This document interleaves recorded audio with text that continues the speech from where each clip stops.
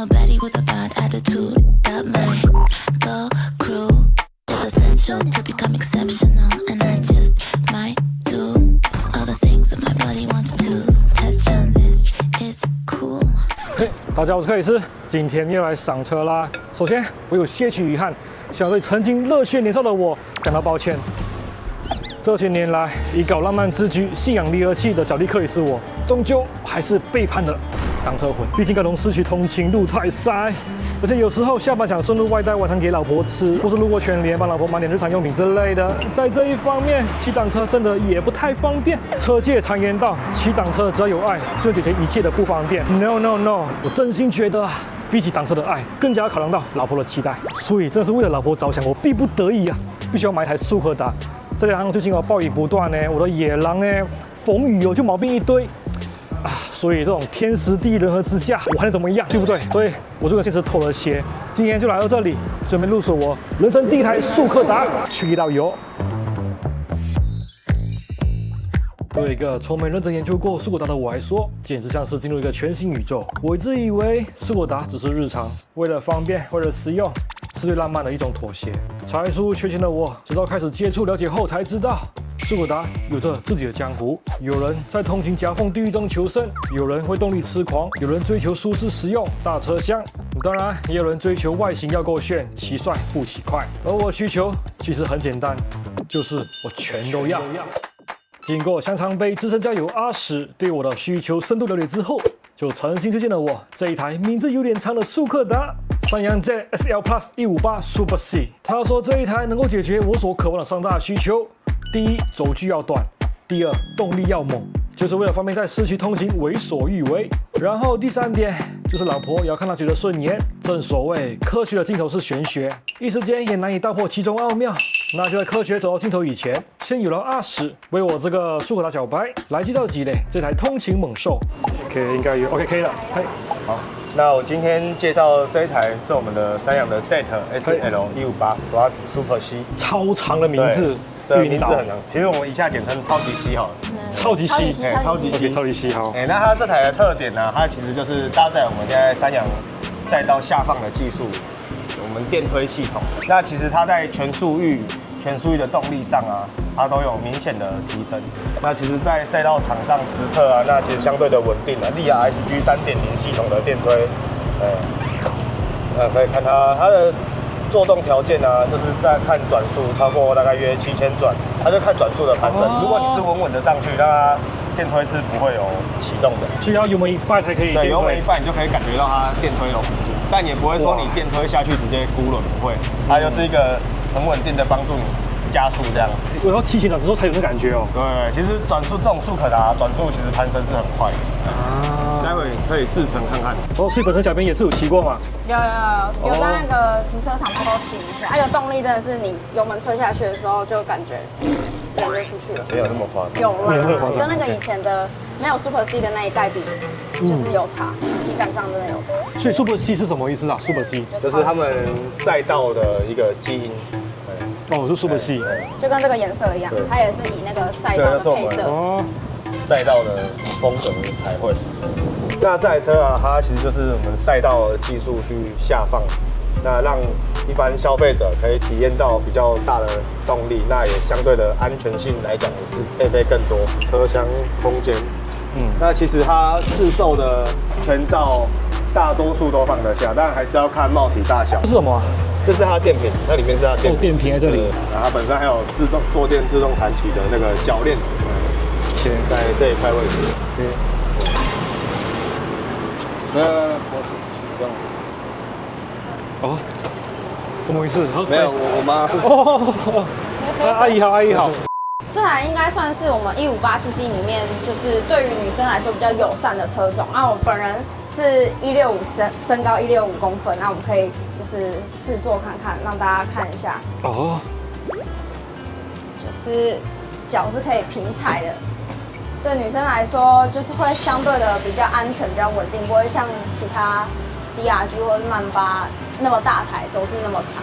这台就是稍微的又更轻巧一点，然后后面的坐垫也都可以再塞个一个壮汉，帅一个壮汉，上个壮汉，阿史请，阿史来，壮汉，平常都我们家小编载我，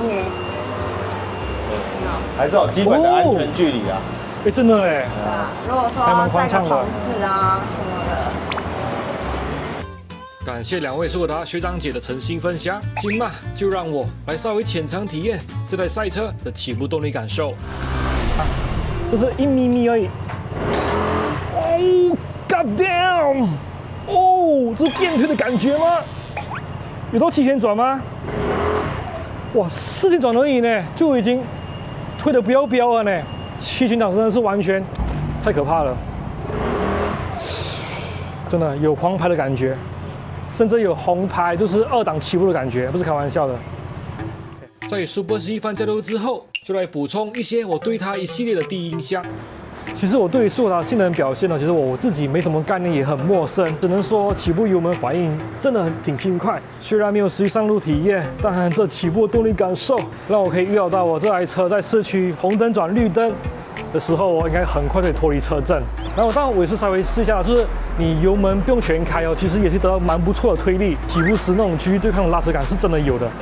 如果要用一句话来总结我对它的浅尝心得的话，我会说：箭在弦上，不得不发，一发进甲起，不可收拾。这台车或许真的可以在通勤路上为所欲为啊。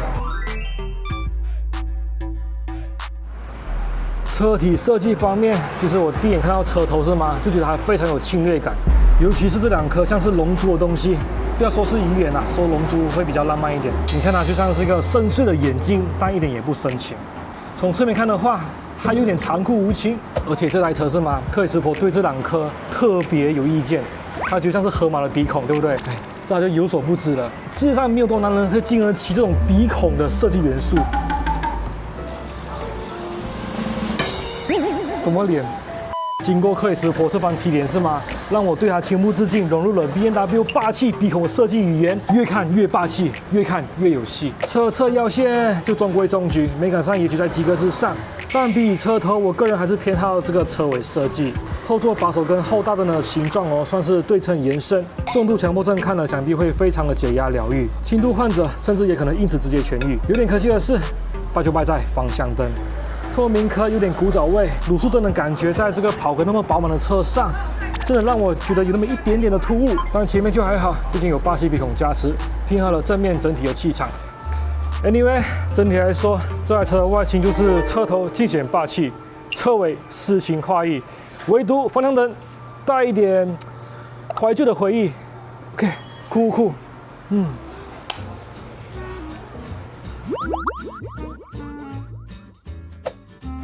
怎么样？你怎么样啊？你觉得怎么样啊？怎么样？好骑吗？不错，蛮顺的。你要试看油门一半吗？不要，为什么不要？很可怕。喜欢吗？感觉它会很快。喜欢吗？还可以。可以啊。来，你上车。哎呦，没有。对，没错，它可以侧柱熄火。它怎么自己停了？侧柱熄火啊。哦，是哦。果然是。没有体验过这种为所欲为的感觉，主要是方便啊。像有时候我之前不是常就是骑车的时候发现到那个车柱没有踢吗？就狗一下就给你骂，这个就减少你骂我的机会了，有没有？感谢克里斯波诚心分享，在桃园艳阳回家吹冷气之前，瑞想再为大家补充几类他心目中最有诚意的3辆车款 TTLBT。它对，因为它在那个价位来说，它有定速巡航、电动风镜，很多配备像是什么 Apple CarPlay 啊，它都已经算是蛮顶规的、顶标的。对，就是那个价位可以得到那么多配备，是蛮厉害的。这里的是 Super C， 觉得有诚意吗？Super C 也还可以啦，也还可以啦。就零规诚意是5颗星的话，但是 Super C 的话，Super C 大概4.5哦，有4.5哦，也蛮厉害的。OK， 好，感谢。哇，天气够热哎！克里斯婆觉得怎么样？还满意吗？可以咯。啊，可以是什么意思？可以咯。啊，比你想中的好吗？差不多咯。差不多是什么意思？感觉还是蛮大台的。啊，很大台吗？可是再小台的话就没有动力了呢。是吗？对啊。可是我看光阳那一台好像比较小一点呢。光阳那一台，应该是说它的线条瘦的比较，好像是视觉上感觉比较小一点。那 RTS 嘛，哪一台比较好看？以好看的来说，当然是光阳哦。光阳好看。对哦。是什么地方最好看？你觉得光阳那台？不懂哎，可能我就喜欢那种瘦瘦窄窄的。这一台就是头比较胖胖哦。动力怎么样？动力你刚吹一下。不懂哎，我骑那么慢。你骑那么慢吗？可是感觉就起步感觉跟你这台车有没有差别？好像油门吹的比较顺哦。油门比较顺。我看你吹你的。哦，对啊，你的那动力推的感觉就很可以预料得到，轻推的感觉。它那个一起步真的是非常的有点过头了嘛，就吹一点就推上去。容易爆冲吗？如果要起步然后加速的话，它会直接冲出去吗？会很危险吗？就防滑，还有 TCS 啊，它只要侦测到你前后轮的那个有超速的话，它的后轮就会帮你断油啊。还好啦，你转油门就大补的话，只是快而已，它应该不会打滑了，因为它有 TCS 啊，只是你可能就 hold 不住哦，就被喷出去哦。对喽。还好啊，你就丝滑的油门就可以了，就用丝滑的油门。对，控制一下丝滑的油门。它重心会不稳呢。哎呀，那你没有上过重机的课，就是你加速的时候，你身体的重心要往前了嘛。在市区的地方是直线比较多啊，你过弯都是那种就是跺脚过弯啊，也不用什么轻脚过弯啊，我觉得还好啦。所以只要你直线在吹油的时候啊，你身体往前来抵消它那个作用力就好啊。来 ，Go。看这个起步就很温柔，看没有？如果你要骑那台的话，你可能你一补油，你身体要往前，懂吗？这样子，补油。光阳那台也比较小哦。哦，对，可是光阳那台听说也很猛哎。光阳那台 RTS， 它的体型小，可是它动力也不会很差吧？应该好像听说他们有去测吧，可能差个0点几秒而已。对，可是我觉得0点几秒。我觉得根本没差了嘛，我觉得你买你喜欢的就好啊。但你觉得这个 RTS 165跟这个 Super C， 以外形来看的话，你最喜欢哪一台？我觉得性能是差不多的啦。光阳啊。光阳哦，啊，可是这个三阳的销量比较好哎。听说上个月卖了7月份有4000多台哎，7月份的时候。为什么会卖这么多呢？应该是新车发表吧。刚出来，所以才一定会有很多人买吧？啊，对啊，就新车效应啊，这很正常啊。你看，到了下个月会不会变成其实相当而已 ？Nobody knows， 不知道。而且我当初跟克里斯伯教这台车的时候很尴尬了嘛，然后就丢那个三阳的车头给他看嘛，结果呢，一堆都是赛车的元素了嘛，这我很难交代嘞。我觉得三阳哦，如果要提高那个人夫的销量的话哦，哎，可以做个买菜的版本了嘛。今天这一趟性能速达见习，也算是满足了我对 Super C 这台通勤猛兽的初步好奇。有些地方真的让我兴奋，有些地方嘛，还是得回家冷静想想。另外，基于对于首任通勤战车的尊重，最后再为大家补充一些有的没的，作为这部影片的结尾。说到我第一台通勤车，就这台2018年入手的6驱喷射野狼125。啊，如今虽然过了7年，但是还是销魂依旧，尤其是它的怠速的声浪是百听不厌。来，下面稍微品鉴几类。哦，不好意思，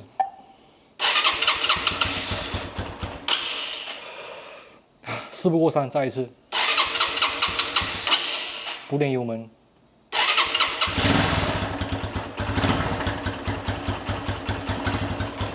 看到没有，那个节奏，哒哒哒哒哒哒。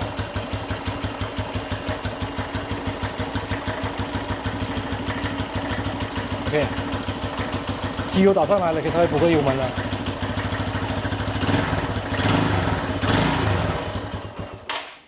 哦，真的换车了。这台野狼除了日常通勤的需求呢，其实我也骑着它搞了不少浪漫，像是五岭、阿里山，还有很多景点。而且老婆跟我骑野狼出游的次数，还比一起骑重机出游的次数还要多。所以内心也有点希望，新的通勤车也许可以让我俩再次重温一些假日轻旅行的旧梦。另外，这台野狼甚至也去挑战过一些领道、轻入夜的样子。总里程目前应该已经破5万了吧，但它仪表板还是显示3万多。因为这台里程表很早就坏掉了，换了一条也是很快坏掉，所以就不再换了。然后基本上7年来也没有什么其他的重大毛病。其实还蛮扎实耐操的，但最近开始每当遇到下雨哦，车子碰到雨水就会油门不顺，甚至骑一骑还会直接断油，然后在淋雨的状态下也没办法发动，推发也没办法点火，所以才想要顺便换台速可达。在野狼就有时间整理吧。说真的，我对台湾白牌机车的认知可能还停留在10多年前吧。就是三国鼎立嘛，三阳、光阳还有三叶。然后每个车厂呢，在我心中都有个别的代表车款。像三阳给我最有印象的车款就不是速可达，而是野狼125。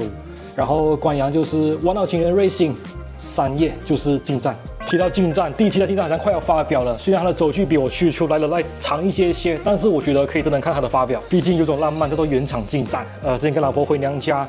有稍微体验过岳父的6代进站，那时候觉得它的动力普，然后车身平衡也有点虚胖，但7代进站我觉得还是值得期盼，毕竟那可是3叶进站比我是浪漫。总之呢，我现在通勤车应该都是进站7代，然后 RTS R165还有158 Super C 这3台选一台了吧？这3台我说真的没有一台是我有强烈入手的冲动还有欲望，所以还有请各路的速可达学长可以分享一下你们的经验，为我指点迷津。OK， 我是柯也是，今天影片就暂且先这样子啦，我们下部影片见。